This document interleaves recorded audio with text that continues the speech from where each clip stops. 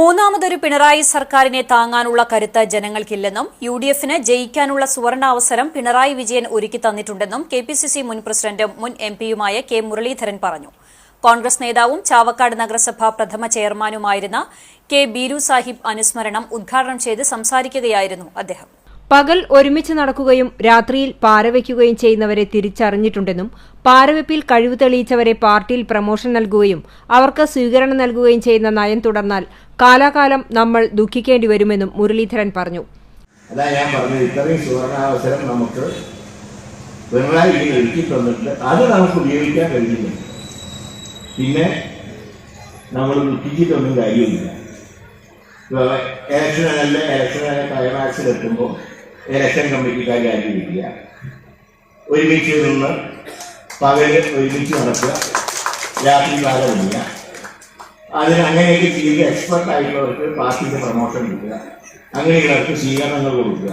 ഇങ്ങനെയൊക്കെ പോയി കഴിഞ്ഞാൽ പിന്നെ അധികാരം കയ്യിൽ പോയിട്ട് നമ്മൾ ആരും ദുഃഖിച്ചിട്ടില്ല.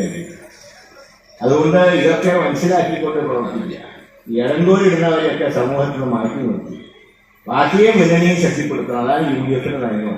അത് ശക്തിപ്പെടുത്തണം. ഇതുപോലെ എതിരാളികളെ പ്രശംസിച്ചുകൊണ്ട് ലേഖനം എഴുതുക, ഇലക്ഷൻ വരുമ്പോൾ മാത്രം നാട്ടിൽ വരിക, അത് കഴിഞ്ഞാൽ പിന്നെ വലിയ പൗരന്മാരായി ബാക്കിയുള്ളവരൊക്കെ സാധാരണ വോട്ട് ചെയ്യുന്നവരൊക്കെ സാധാരണ പൗരന്മാർ.